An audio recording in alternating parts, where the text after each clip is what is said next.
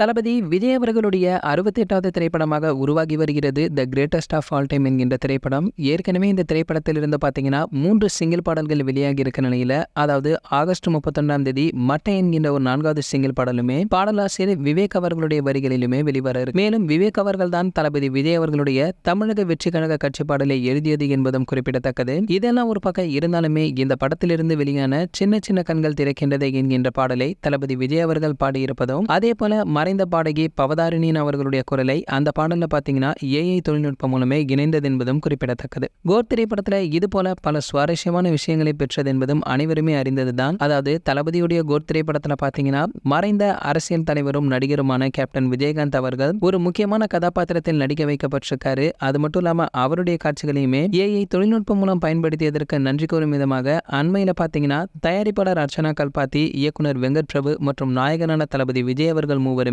Captain அவர்களுடைய மனைவி பிரேமலதா மற்றும் அவருடைய 2 மகன்களை நேரில் சந்தித்து தங்களுடைய நன்றிகளையுமே தெரிவித்திருக்காங்க. வருகின்ற செப்டம்பர் மாதம் 5ஆம் தேதி பாத்தீங்கன்னா உலக அளவுல கோட் திரைப்படம் வெளியாக இருக்க நிலையில அதிகாலை 4 மணி காட்சிகளுக்கு அனுமதி அளிக்கப்பட்டிருக்காங்க. மேலும் நாளை வெளியாகும் கோட் படத்துடைய 4வது சிங்கிள் பாடலான மட்டை என்கின்ற பாடல் குறித்து தனது கருத்தினை பாடலாசிரியர் விவேக் அவர்கள் வெளியிட்டிருக்காரு. அது மட்டும் இல்லாம அந்த பாடலில் இடம்பெற்ற ஒரு சில வரிகளையுமே தனது ட்விட்டர் பதிவிலுமே குறிப்பிட்டு வந்திருக்காரு. சரி, ஓகே, உங்கள யாரெல்லாம் கோட் திரைப்படத்துடைய 4th சிங்கிள் கேட்பதற்கு ரொம்ப அவளுடன் வெயிட் பண்றீங்களோ அதை மறக்காம கீழே உள்ள கமெண்ட் செக்ஷன்ல கமெண்ட் பண்ணுங்க. மேலும் இது போன்ற தளபதி பற்றி வெளியாகும் அனைத்து செய்திகளை நீங்க உடனே தெரிஞ்சுக்க நம்மளுடைய தளபதி டாக்கீஸ் நம்ம சேனலை சப்ஸ்கிரைப் பண்ணிட்டு பக்கத்தில் உள்ள பெல் ஐக்கானை கிளிக் பண்ணிட்டீங்கன்னா நீங்க நம்ம வீடியோவை மிஸ் பண்ணாம பார்க்கலாம்.